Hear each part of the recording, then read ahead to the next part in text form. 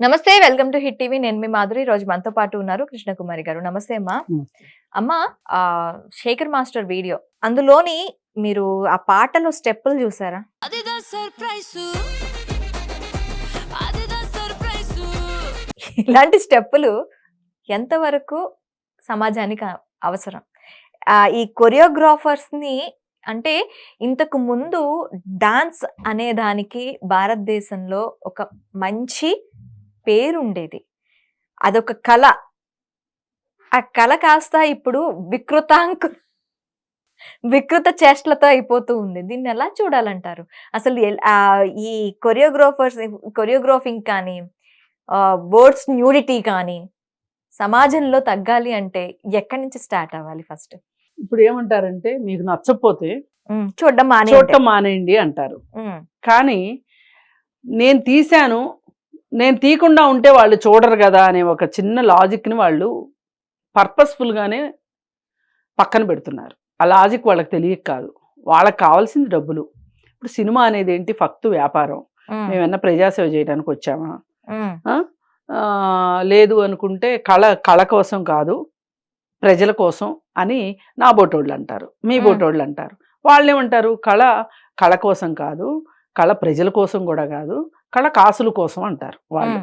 ఆ కాసుల వేటలో వెర్రి తలలు వేసి అది ఎక్కడ వరకు వెళ్ళిందంటే ఇంకా అసలు ఇప్పుడు ఇవాళ మనం ఎక్కడ ఆపాలి అని అర్థం కానంత వరకు వెళ్ళింది.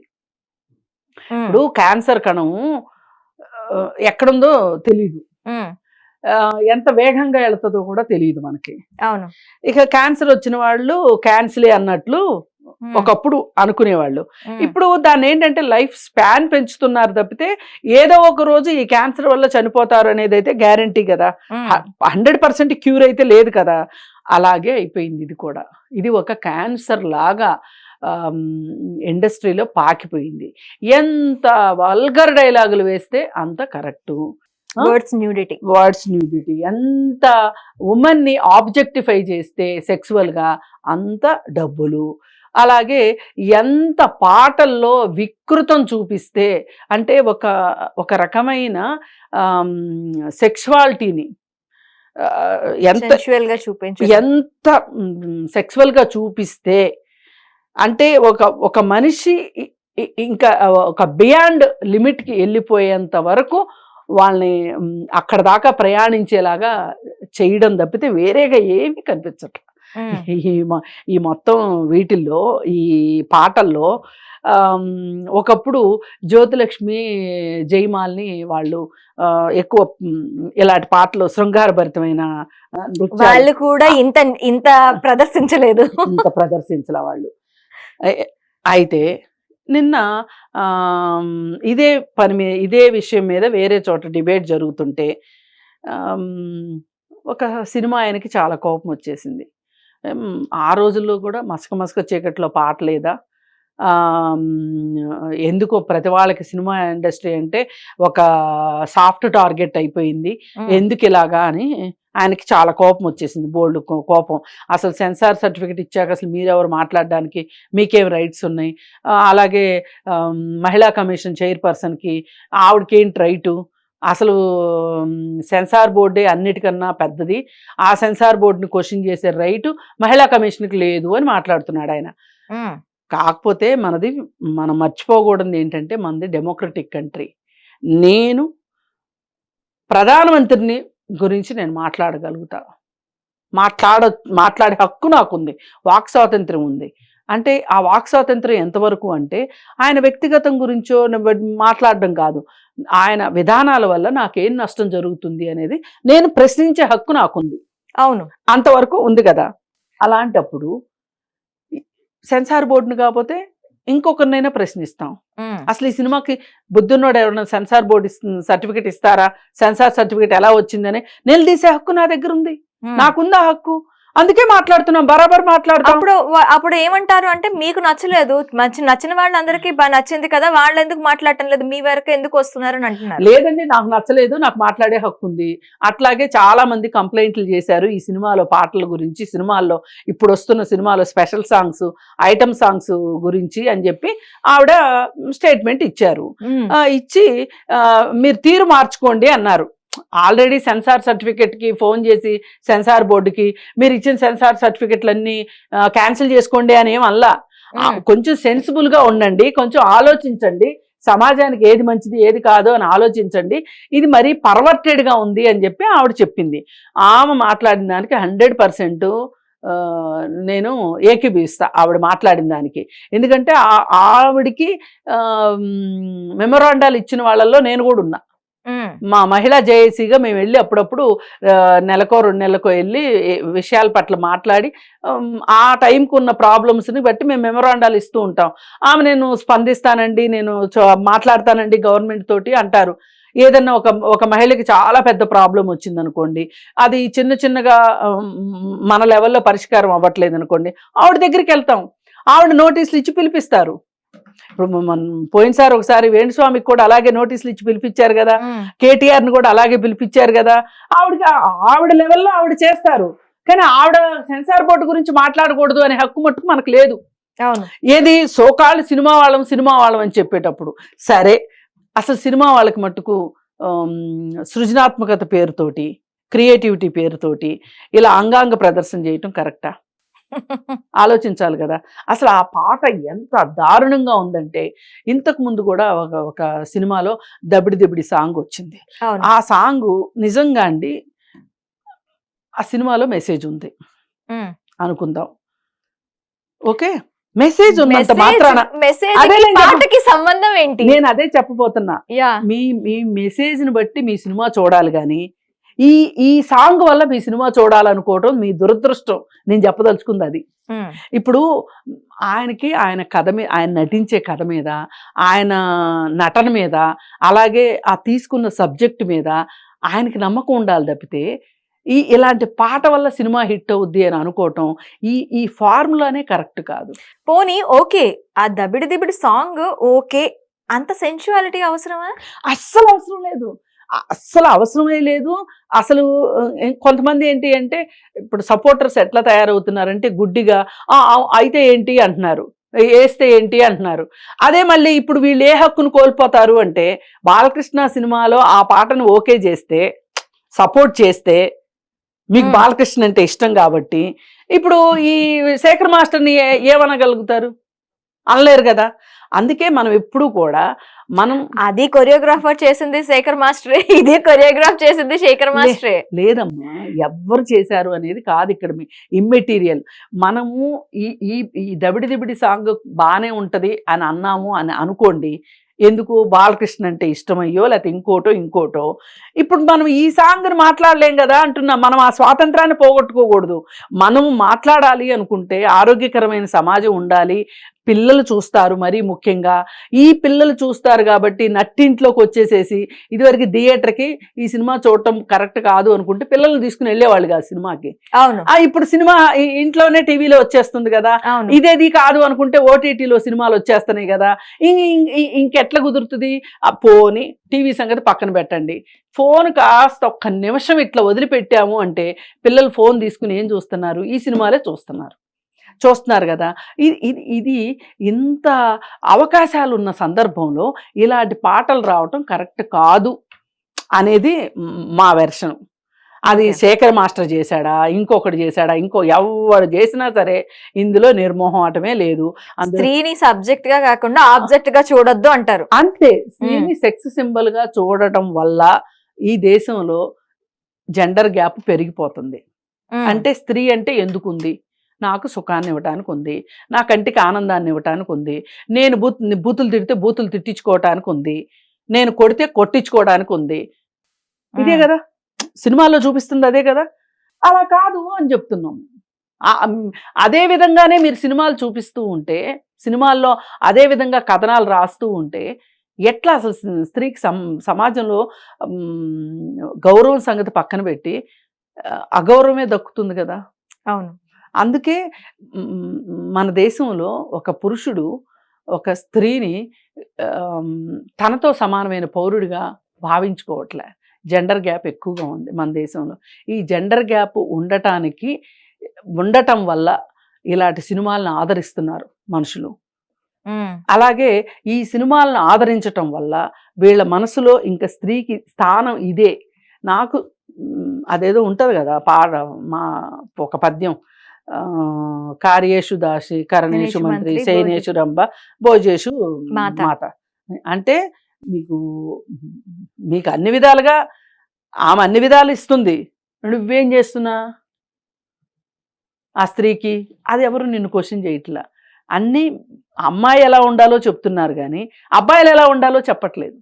ఈ ఈ ఈ మెయిన్ ప్రాబ్లం వల్ల నాకు అర్ధరాత్రి కనిపించింది.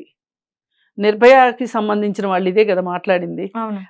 రోడ్డు మీద మిఠాయి కనిపించింది, తినకుండా ఎట్లుంటాము అన్నారు. అంటే వాళ్ళ దృష్టిలో ఒక ఆడపిల్ల అంటే ఒక లడ్డు. అతను అలా అన్నాడు అని చెప్పి మనం అతని మీద చాలా కోపం, బాధ అన్ని వ్యక్తం చేశాం. సినిమాల్లో చూపిస్తుంది ఏంటి? అంతకంటే బాగా ఏమన్నా చూపిస్తున్నారా ఈ సినిమాల్లో? లేదు. అక్కడ రోడ్డు మీద కనిపించింది, ఇక్కడ తెర మీద కనిపిస్తుంది. కనిపిస్తుంది అంతే. తెర మీద ఉన్నదాన్ని ఏం చేయలేరు కాబట్టి. కానీ ఈ జెండర్ గ్యాప్ ఉండటం వల్ల, స్త్రీని ఈ విధంగా చూడటం వల్ల జరిగే నష్టం ఏంటి అనుకుంటే, ఇవాళ ఆడపిల్లకి అర్ధరాత్రి స్వేచ్ఛ లేదు. పని ఏంటి? సరే, ఆడపిల్లకి పని లేదు, మగపిల్లాడికి మాత్రం పని ఏంటి? ఇప్పుడు అమ్మాయి 9ంటికి రావాలి అని చెప్తున్నారు, రక్షణ లేదు కాబట్టి చెప్తున్నారు, బాగుంది. ఎవరి వల్ల రక్షణ లేదు? అబ్బాయిల వల్లే కదా రక్షణ లేనిది. అబ్బాయిల, పురుషుల, ముసలోళ్ళ అనవసరం, మైనర్ల. ఇప్పుడు మైనర్లు కూడా అత్యాచారాలు చేస్తున్నారు కదా. అసలు ఇప్పుడు వీళ్ళని ఇంట్లో ఉంచాలా, వీళ్ళని ఇంట్లో ఉంచాలా? ఇప్పుడు ఒక పులి రోడ్డు మీదకి వచ్చిందండి, మనుషుల్ని చంపేస్తుంది. పులిని బోన్లో పెడతారా, మనుషులందరిని ఇంట్లో పెడతారా? పులినే బోన్లో పెడతారు కదా. అంటే బుద్ధి సరిగా లేని వాడిని బయటికి పంపకండి అని. మనుషుల్ని బుద్ధిగాన తయారు చేయండి, బుద్ధి లేని వాళ్ళని ఇంట్లో కూర్చోబెట్టండి, ఇంట్లో కూర్చోబెట్టుకోండి. అంతేగాని ఆడవాళ్ళు బయటికి రావడానికి వీలు లేదు అనే హక్కు అయితే మనకు లేదు కదా. అంటే ఇదంతా చెప్పొచ్చేది ఏంటి అంటే, మన దేశంలో ఎంత చదువుకున్నా, ఎంత పెద్ద ఉద్యోగం చేస్తున్నా నీకు పరిమితులు ఉన్నాయి అని చెప్తుంది సమాజం. ఇది కరెక్ట్ కాదు.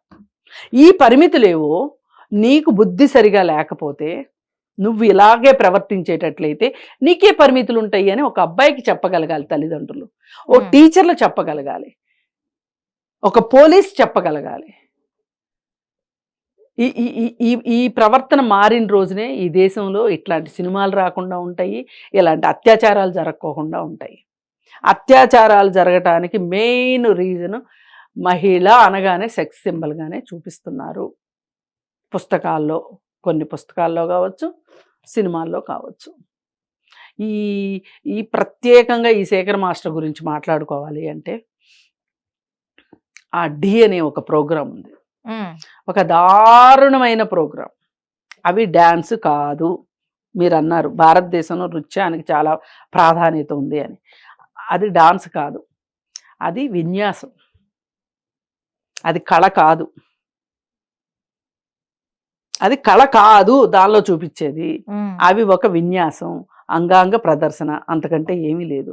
మీరు చెప్పండి పోనీ, ఈ డాన్సు పేరేంటి? డీలో వచ్చే డాన్సుల పేరేంటి చెప్పండి.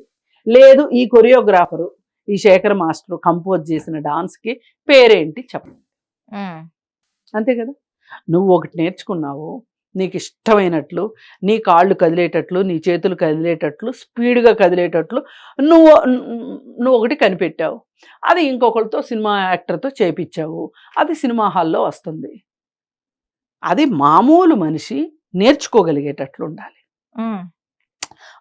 అనుకరించటమో అనుసరించటమో మామూలు మనుషులు నేర్చుకునేటట్లు ఉండాలి.